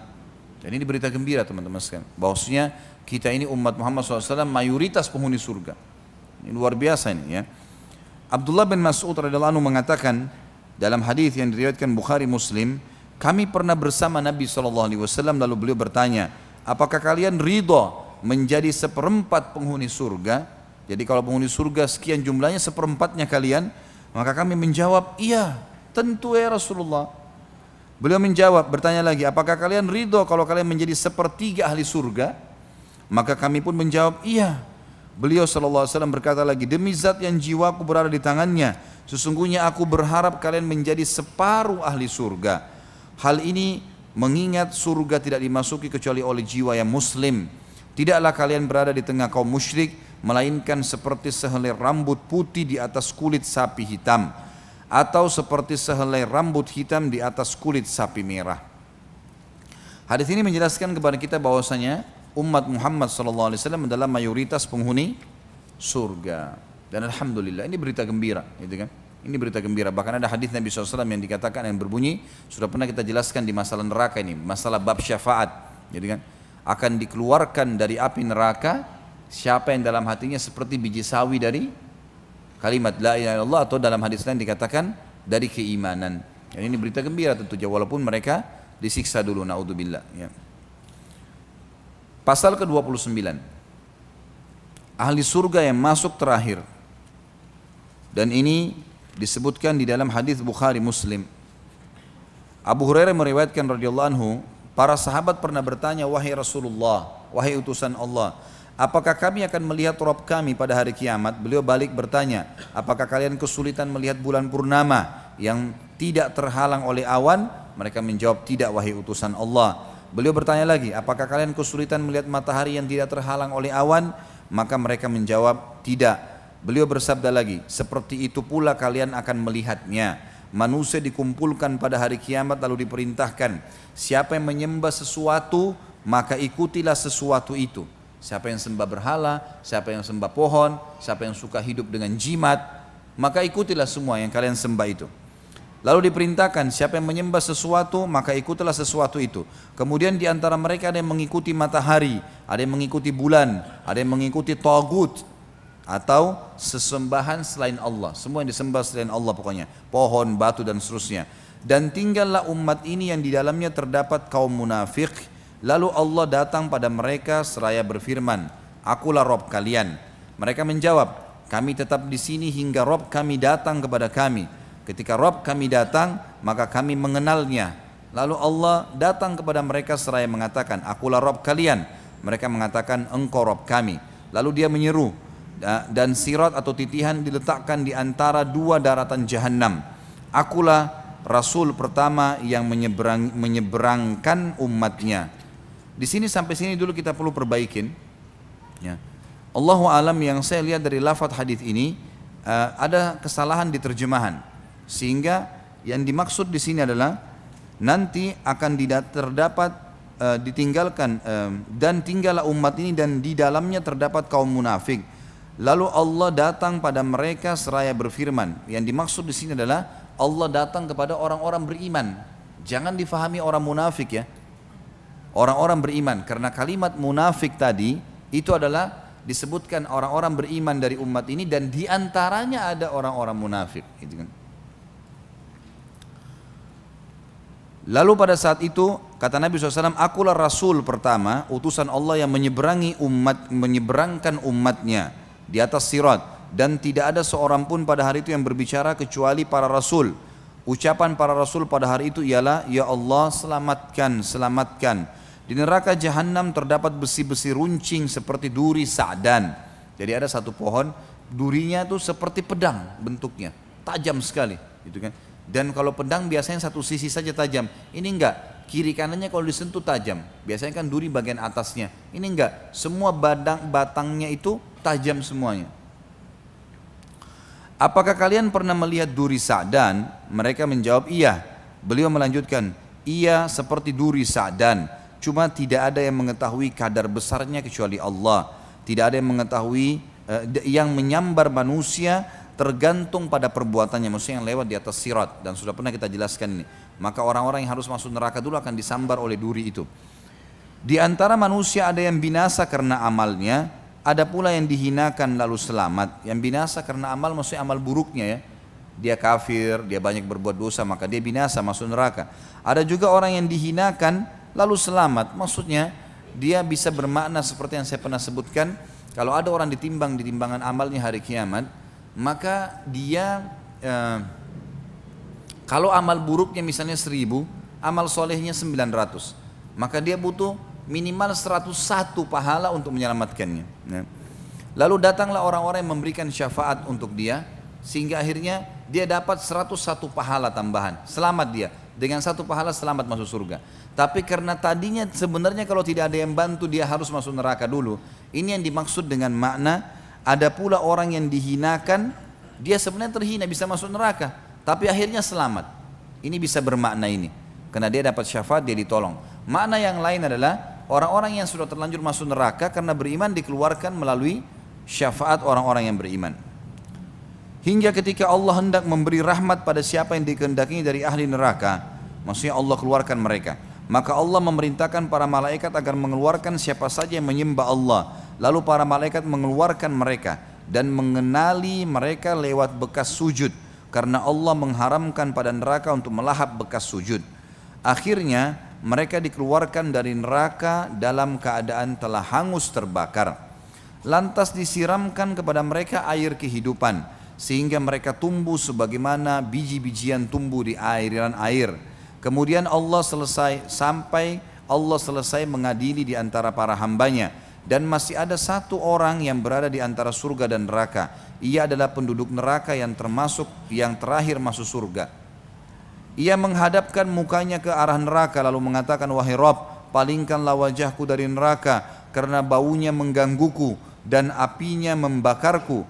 Lalu Allah bertanya kepadanya, akankah bila aku melakukannya kamu tidak akan meminta selain itu?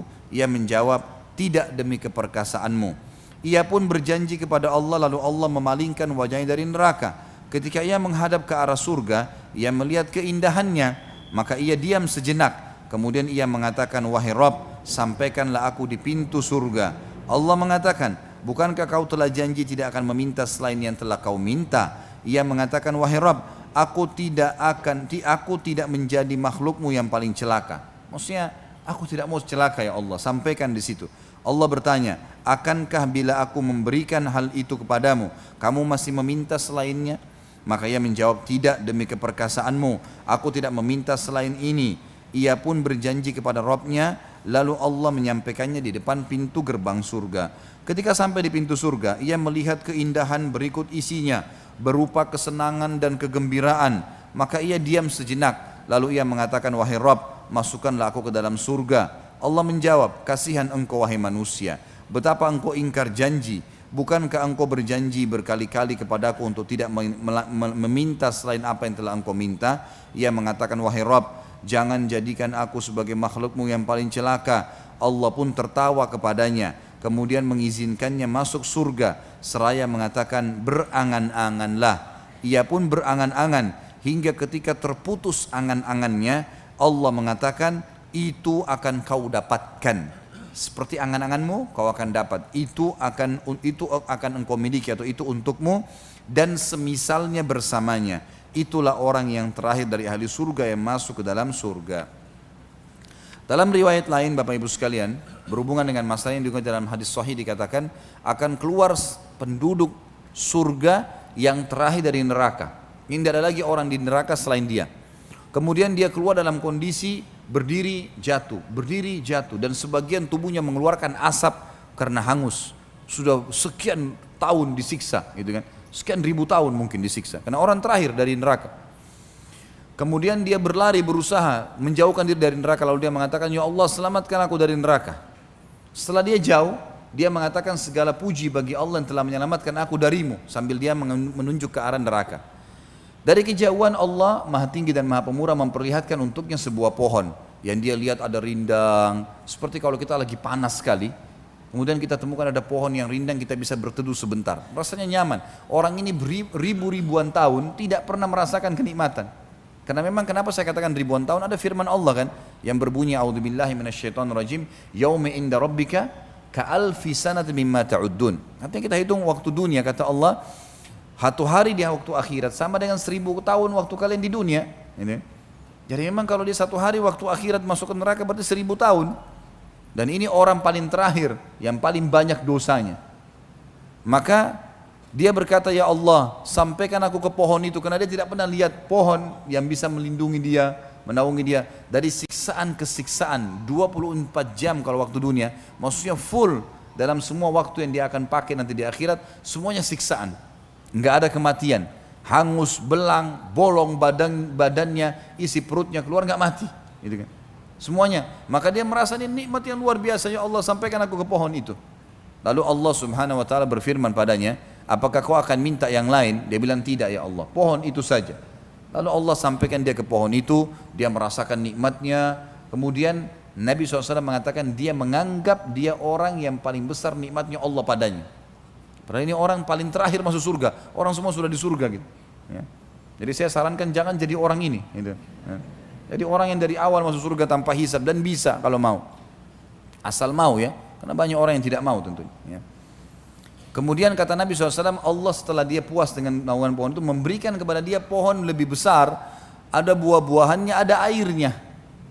Lalu kemudian dia pun meminta, dia mau minta sama Allah, dia malu, tapi dia tergoda melihat buah-buahan. Ini tadi cuma pohon, ini ada buah, ada air. Maka dia mengatakan, ya Allah, aku memohon ya, pohon dan buah itu serta air, dan saya tidak minta yang lain.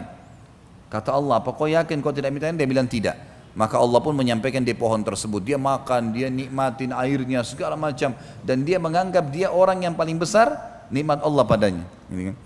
Kemudian setelah dia puas, Allah SWT dari kejauhan membukakan baginya pintu gerbang surga. Tercium olehnya bau wangi surga. Lalu dia lihat orang-orang surga pakai baju sutra, luar biasa fasilitas istanahnya, kenikmatan yang abadi, luar biasa. Dia meminta sama Allah tapi dia malu. Dia sudah janji tadi tidak minta yang lain, cuma surga. Maka dia bilang, ya Allah masukkan aku ke dalam surgamu dan aku tidak akan minta yang lain. Gitu. Maka Allah SWT mengatakan, hai anak Adam, sungguh kau tidak pernah puas dengan apa yang aku berikan. Apakah kau ridha kalau aku memberikan untukmu seperti yang dimiliki oleh raja terkaya dunia? Maka dia mengatakan, tentu hai Tuhanku, aku ridha. Raja terkaya dunia siapa? Nabi Sulaiman alaihissalam. Enggak ada lebih kaya dari Nabi Sulaiman alaihissalam. Ya. Kalau mau kemana-mana, mau ke singgasana, dari ranjang tidurnya saja angin yang bawa, enggak injak tanah lagi. Alaihissalam, luar biasa kelebihannya. Istananya dari kaca, segala macam jin semuanya bisa tunduk dengan dia. Hewan-hewan bisa ngerti bahasanya. Maka Allah SWT mengatakan, apa kau ridho kalau aku berikan kamu yang dimiliki raja terkaya dunia? Dia bilang, aku ridho hai Tuhanku. Maka Allah mengatakan, dan engkau akan dapat yang serupa dengannya, double. Dia mengatakan, aku ridho hai Tuhanku. Allah bilang, kau akan dapat serupa dengannya. Aku ridho hai Tuhanku, sampai 10 kali. Karena gembiranya sudah 10 kali. 10 kali yang dimiliki Raja Sulaiman alaihissalam, ini luar biasa. Ya. Maka kata dia, ya Allah, engkau hambaku dan aku Tuhanmu. Karena gembiranya, dibalik sama dia. Lalu Nabi SAW tersenyum menyampaikan hadis ini sampai urat leher beliau terlihat alaihissalam. Dia berita gembira. Ini nikmat orang yang paling rendah di surga, 10 kali lipat yang dimiliki raja terkaya dunia. Bagaimana dengan orang yang dari awal masuk? Bagaimana orang yang masuk surga tanpa hisab, yang surga Firdaus yang luar biasa? Makanya kata Nabi SAW, enggak ada orang yang masuk surga dengan amalnya. Amal hanya menentukan derajat, tapi dengan rahmat Allah. Termasuk anda ya Rasulullah, termasuk saya. Kalau bukan karena Allah menyelimuti saya dengan rahmatnya, maka tentu juga tidak bisa dapat. Semua masuk dengan rahmatnya Allah. Dan kata Nabi SAW dalam hadis lain, kalau kalian minta surga, mintalah Firdaus, karena dia tempat tertinggi di surga. Kita mungkin tidak bisa mengukur amal kita yang sedikit dengan surga Firdaus, tapi rahmatnya Allah. Ngerengek sama Allah subhanahu wa ta'ala. Ya Allah, surga Firdaus, ya Allah, Allah maha penyayang. maha pendengar. Tinggal minta saja, dikasih. Jadi jangan mau masuk surga pas-pasan, masuk surga yang luar biasa, sekalian minta gitu kan. Walaupun sebenarnya orang yang paling rendah di surga seperti ini nikmatnya.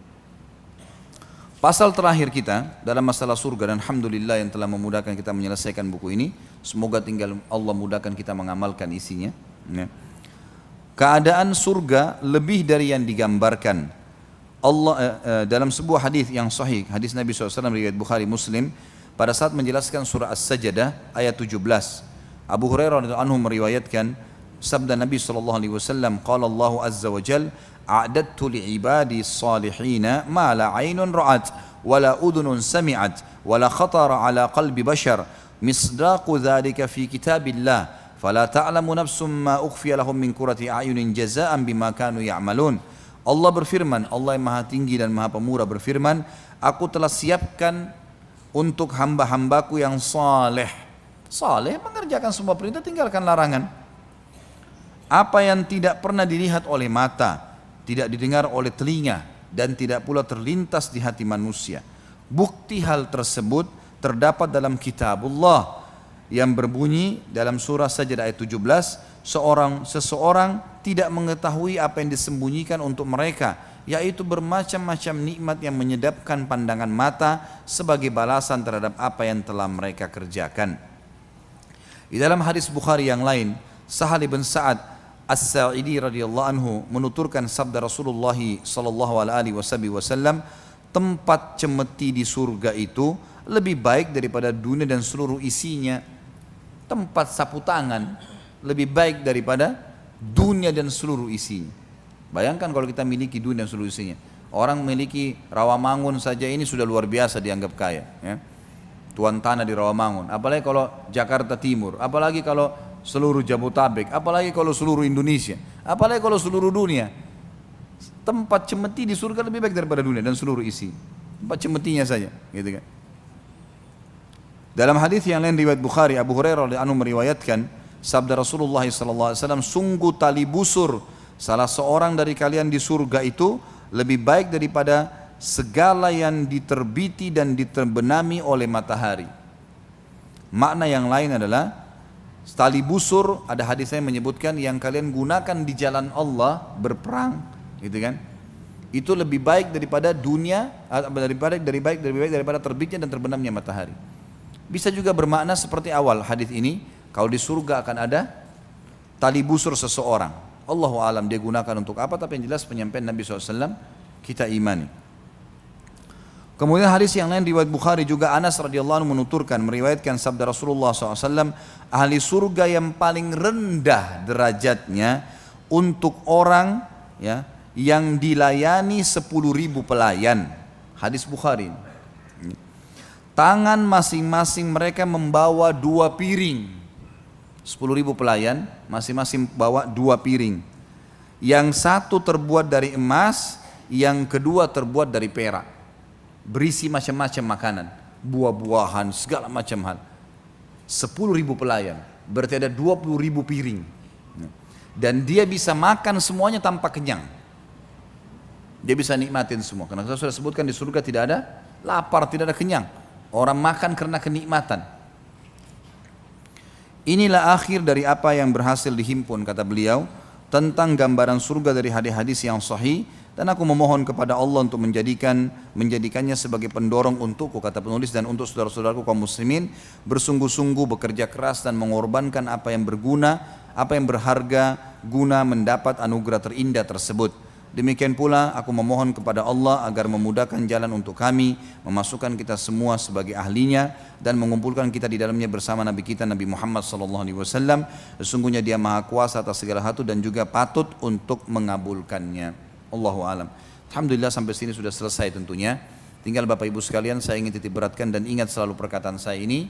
Kita hadiri majelis ilmu ini bukan untuk seremoni, bukan untuk ngeramein.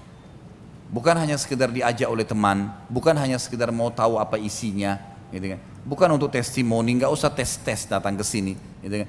Tujuan kita untuk mendapatkan ilmu. Nggak usah lihat saya yang berbicara, tapi lihat apa yang sedang disampaikan. Bermanfaat, punya dalil yang jelas, ambil.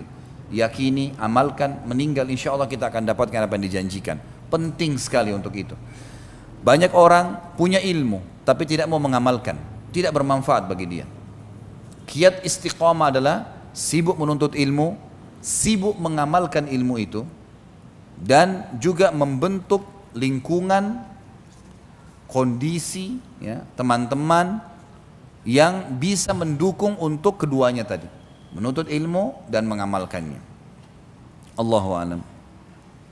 Mudah-mudahan saja Allah subhanahu wa ta'ala memberkahi waktu kita dan juga sisa umur kita diisi dengan seluruh amal saleh, ketaatan kepadanya, dan semoga seluruh dosa yang pernah kita kerjakan dimaafkan oleh Sang Pencipta Allah dengan kemahamurahannya dan diganti menjadi pahala, dan juga semoga seluruh amal yang sudah pernah kita kerjakan diterima olehnya.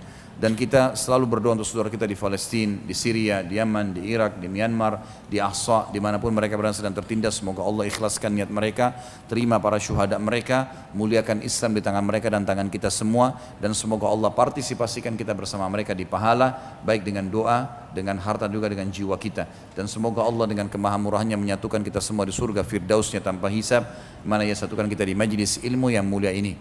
Mungkin begitu saja. Subhanakallahumma wa bihamdika asyhadu an la ilaha illallah astaghfirullah wa atubu ilaih. Wassalamualaikum warahmatullahi wabarakatuh.